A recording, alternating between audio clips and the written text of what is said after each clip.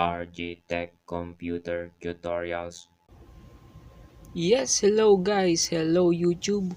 Once again, this is RG Tech TV.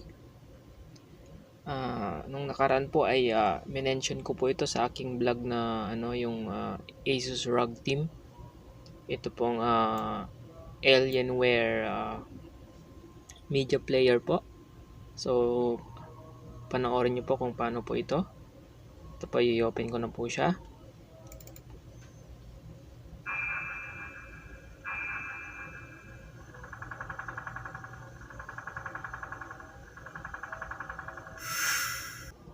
So, pipili po tayo ng ating music. Under R&B po yung pipiliin ko. Piliin po natin ang ating Pinoy product music. Yan po, si Miss Charisse. Yan, so papahinaan ko lang po ang kanyang volume para hindi po tayo makopyright audio.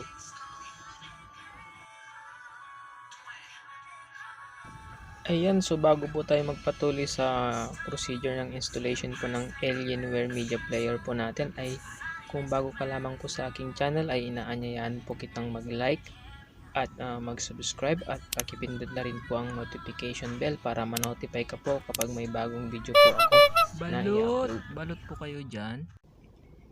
So ang ating Windows media player Alienware skin po ay nakalink down po sa video description po sa baba. So paki-download na lang po. Then after po natin na ma-download ay pupunta po tayo sa ating file explorer.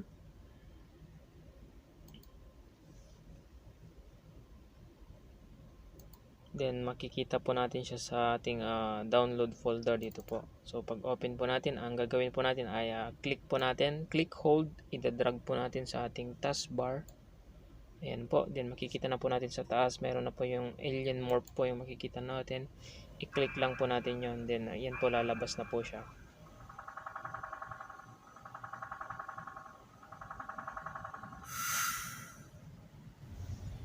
Ayan, so meron na po tayong cool na music player.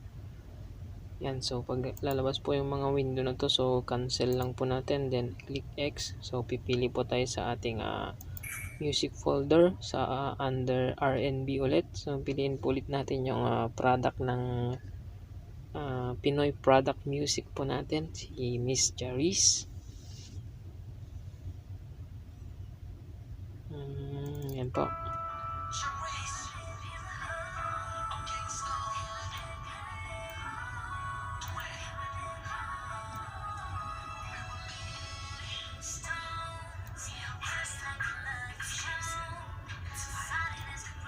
So, pwede po nating i-drag. Pwede na po rin nating ilipat po sa kabilang monitor. Yan po. Pwede po siyang gawin. Parang widget lang po siya.